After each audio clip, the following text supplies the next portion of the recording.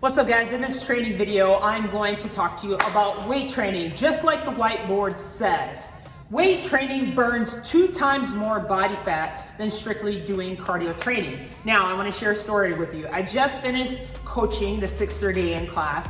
Shout out to Ann. Ann approached me after class. I asked her, Ann, how was it taking the complimentary Stronger, which started on Monday, phase number 5? And she said, you know what? I didn't burn that many calories. And I said, wait a minute, before you began to explain that you did not burn a significant amount of calories as though if you were to take a group class, I said, there's a big difference and the goals are completely different. Now let me explain. Now, when you're doing the group classes, the main focal point is not only to increase a higher intensity exercise by incorporating both cardio and strength training, with just purely strength training, it's completely different. If you were to take a runner, for instance, versus someone who's maybe strength training, you would be able to tell a significant difference when it came to their physique. A runner's physique is more skinny, let's be honest, it's just skinny, versus someone that is maybe strength training, they're more lean, right? Skinny, lean. What is your goals? What are you trying to accomplish? What would you prefer to look like? Would you want to be stronger, or would you just want to purely just run and be skinny, right? So ask yourself, what are your goals? What is my objective to get to that goal? If your goal is to get strong and lean, I would highly advise that you would start incorporating some strength training. Now, with the Stronger classes, that's all you're purely working on is just strength training. We're not focused on how many calories you can burn. Now, the next time you do the Stronger class, which is why we do the in-body scans every 30 days, you have 3 different types of muscle analysis. Pay close attention the next time you get this scan done. There is a C, an I, and a D analysis, okay? And I'm gonna explain all 3, C, I, and D. Now, the most common one that we see would be the C curve, which means that your body fat is high and your muscle mass is low, okay? With an I curve, we would see that the muscle mass and the body fat are the same, okay? And a D, which is realistically where we want to be, which is your body fat is low and your muscle mass is high. Okay, so now if your goal is to be able to get and gain lean muscles and become stronger, in order to do that, you have to incorporate more strength training into your workouts. Also keep in mind, when you're doing cardio, typically people do cardio either if it's running on an elliptical, whatever it is, normally 30, 45, or 60 minutes. With strength training, you only have to do it for a shorter period and or duration, which you will find out in the video here shortly. The workout that I did for weight training lasted me only 16 minutes. I was sore for not 3, not 4, but 5 days, right? Again, that workout took me less than 16 minutes and I only did strength training. I did not incorporate any cardio whatsoever. However, I still got the same effect as though as I were doing cardio. So again, next time you get your muscle analysis or in-body scan done, find out on the muscle analysis sheet, are you a C? Are you an I? Are you a D? And if so, where would you like to be? If you are a C and your goal is to get to D, you can't strictly jump straight from C to D. You have to gradually make your way from one to the next. So you go from C, then to I, and then to D, which is the goal, okay? Again, ask yourself, what are my goals? What's my primary objective to getting to that goal? And how am I going to be able to track the data, which is the in-body scans, in order to do so? So every 30 days, get the in-body scan, burn more body fat by incorporating strength training, just strictly cardio. So my advice to you is to ask yourself again, what is your goals and how I'm gonna get to that goal and how am I going to keep track of the goals by doing the in-body scan, okay? Am I a C, am I an I, or am I a D? After you have those 3 things figured out, the rest is history. You are a golden ticket at that point. So with that being said, enjoy the actual training video that I'm gonna show you here. Hey guys, in this workout I want to break down the efficiencies of how to be more effective with this workout. So we're starting out with 8 deadlifts, nice hinge of the hips, not a squat, full extension at the top before making your way back down, keeping that barbell close to the body. From there I'm going to hinge over to the bent over row, leveraging upper body only and not lower body. After the 8 reps are complete, I'm then going to proceed racking it to the position, pressing the weight overhead, full extension of the arms, aligning my biceps to my ears with a gradual bend in the knees, 1/4 inch bend, not a squat. I'm peeking my head through that window, and then from there, I'm making my way to 8 back squats, feet hip width apart, keeping that focal point straight ahead, making sure my hips are parallel where my hips are aligned to my knees, standing up nice and tall before I make my way back down, keeping my knees behind my toes. From there, I bring the weight back up and over and proceed directly into 8 lunges in the rack position, the front rack position. Keep in mind, guys, that when doing these lunges, I'm doing 8 on each leg for a total of 16 repetitions. My lead leg is bent 90 degrees, and then I'm going to go ahead and push off on the ball of my toe, stand up in neutral position, and make my way back down on the other side. At this point, fatigue may have set in, but at this point, you need to make sure that you are properly mindful in executing the exercise. I then proceed to set down the barbell, take a deep breath, and then proceed to make my way to round number 2. Use your rest at your discretion. If you need more rest time, it's completely optional. Just making sure, again, you're maintaining good form and proper pace. Again, at this point, I need to make sure my form is good. I'm counting every single reps. I'm not using my momentum. I'm maintaining a nice pace. As I proceed to complete my bent over rows, I'm making my way back to the rack position. Again, making sure I'm mindful of my technique. Fatigue has set in at this point, and at this point, you want to make sure that you proceed with mind over matter. Again, taking your time here. Oops, and then I made a mistake and I made my way back to those squats. Nice deep squats. You want to make sure big toe, little toe, heel is connected to the ground. Big toe, little toe, heel. You don't want to be on the balls of your toes or just your heels. And then proceeding to bring the weight back up, making my way back to those lunges. Again, this particular workout for weight training can also be done with a set of dumbbells. It doesn't necessarily have to be a barbell. It could be dumbbells as well. For this exercise, I wanted to make sure that the weight I chose, I was able to do it for the entire duration. So not too heavy, not too light, just right. I have a total of 55 pounds. The barbell itself is 35, and then I have a set of 10s on each side, which brings my weight total to 55 pounds. I then finish my next round. I take a deep breath before starting my next round. Again, making sure I take a look at the clock. I noticed that I was maintaining a consistent pace. I was averaging approximately 2 minutes per round. Again, I want to make sure that you know that when your hand position is on these movements for the barbell, it's located right outside those hips. You don't want to have your grip too narrow or too wide. So we always say that shoulder width apart position, so that way you have good stability and control of the barbell. And same rules apply when using a dumbbell as well. Again, you notice that my pace is consistent throughout, and I would advise that you maintain the same identical pace, not starting off too fast, not starting off too slow, but just right here. My advice for this particular exercise is if you would like to use some sort of knee sleeves or compressions to keep those joints and ligaments nice and warm, if you have a tendency to suffer from bad knee pain, this will definitely be advisable for this particular workout.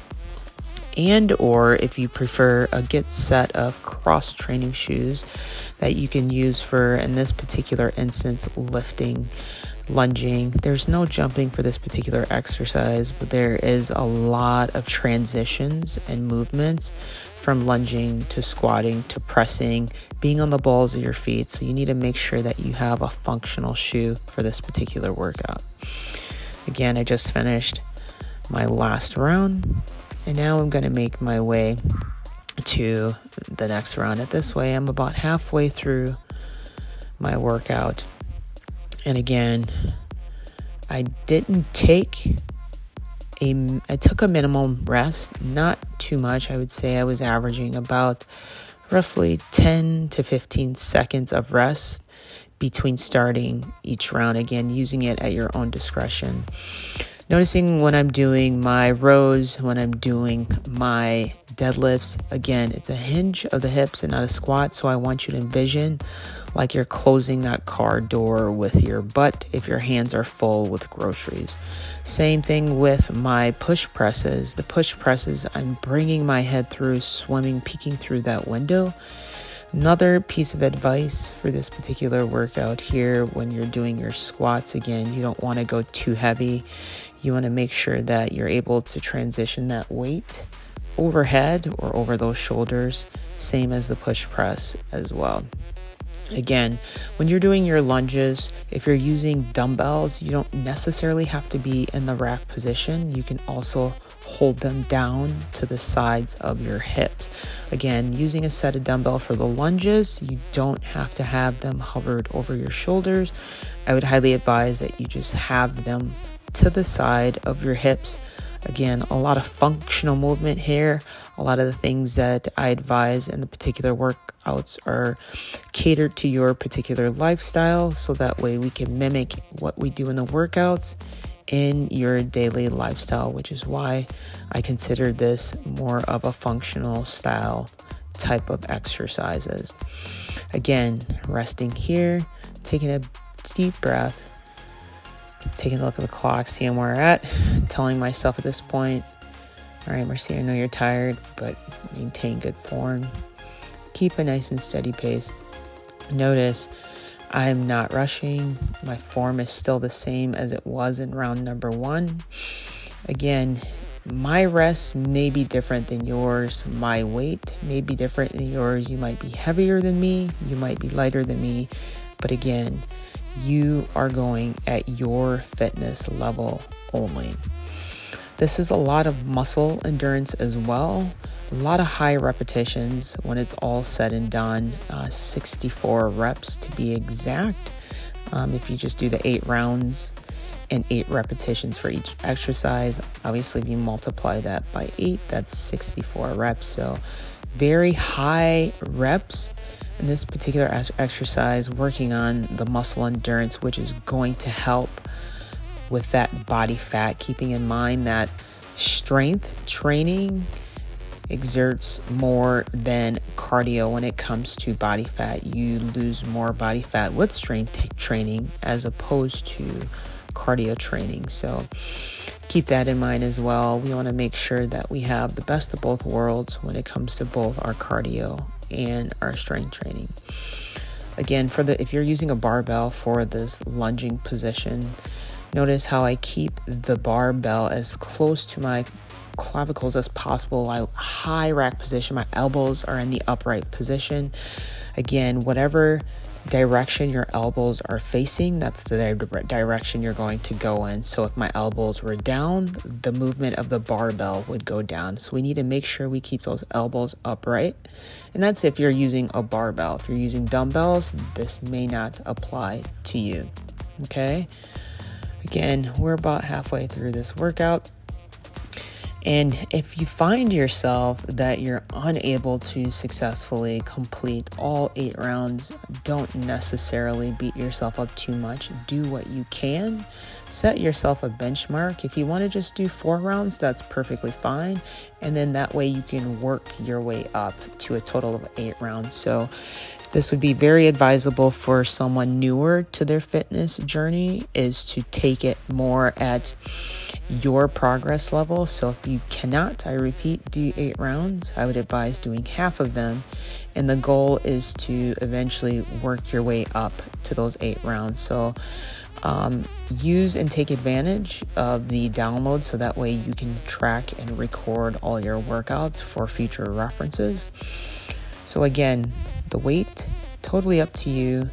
The actual equipment is up to you as well if you decide to use a barbell or a dumbbell. Again, if you do decide to use either or, make sure the weight that you have is not too light, not too heavy, just right so you can progress throughout the entire duration of your workout with maintaining good, effective consistency and form. Again, the pace is at your discretion. The rest is at your discretion using good mechanical shoes for this functional style of movement here. I'd like to go back to these lunges here. As you can tell, notice that lead leg 90 degrees. My posture is maintained in the upright position. Nice tall torso. I'm not leaning forward into the movement, which isn't putting pressure on my lower back, also known as a lumbar spine. So I'm keeping that spine nice and neutral to prevent any injuries from occurring. You should not feel any sort of discomfort in this workout in your lower back. And if you do, please listen to your body so that way we don't make matters worse. Okay, so I repeat, if you feel any discomfort throughout the entire duration of your workout, listen to your body. Don't force anything. We want to make sure that we leave this workout in complete satisfactory and no injuries at all. Now, with less than 2 rounds remaining of the workout, still trying to push myself outside of that comfort zone, keeping in mind you should feel a little discomfort here. You want to be able to know that in your workouts that you want to be pushed. You want to be outside that comfort zone because that's where the change does happen. So my advice would be get used to being uncomfortable, as noted in the Workout Secrets book. So get comfortable being uncomfortable. So going back to the workout, noticing on the push presses here, movement is still being formed properly. Fatigue is starting to set in. One piece of advice when it comes to any of the movements from the squat to the push press or even the rows, the proper breathing mechanics would be to always exhale against gravity. Meaning, if you are squatting, you want to make sure that you inhale on the way down, exhale on the way up. When you're lunging, you want to make sure you inhale on the way down, pushing off on the toe, exhaling on the way up. Push presses apply the same. When you're pushing the weight overhead, make sure inhale on the way down and take a deep breath out on the way up. So always exhaling against gravity. I think that is the biggest key factor here, is knowing when to breathe properly so that way you know that you are breathing. Some people have a tendency to either forget to breathe or hold their breath or don't know how to properly breathe while lifting. And the whole purpose of doing the exhaling against gravity is exerting the force of the weight at its timing on the way up, which will help build in that power from the movement of the concentrics to eccentrics or descending to ascending. So again, almost done here. I know I'm almost done and I'm telling myself, finish it. You're on your last round. I personally, it's just a personal preference. Knowing I'm on the last round, I'd like to kick it into that 4th and 5th gear, telling myself to finish strong. You're at that straightaway, sprint, keep going, don't stop, push through it. My advice after this workout, guys, is to make sure to stretch out very well with the upper and lower body as well. The cool down is just as important as the warm up and the workout. Drink a lot of water. I was actually really sore after this workout here, despite the high repetitions, but water and your cool down and stretching is going to be your best friend. So please, advisable to do that as well. So that way you can recover just as quick to be able to do the next exercise the next day or the day after. So with finishing up on this last round. I told myself that I'm almost done. I'm ready for that drink of water. You can take breaks, but me liking to push outside that comfort zone is just a personal preference here. So I hope you enjoyed this tutorial, guys. I appreciate you much. I finished with a time of 15 minutes and 27 seconds. So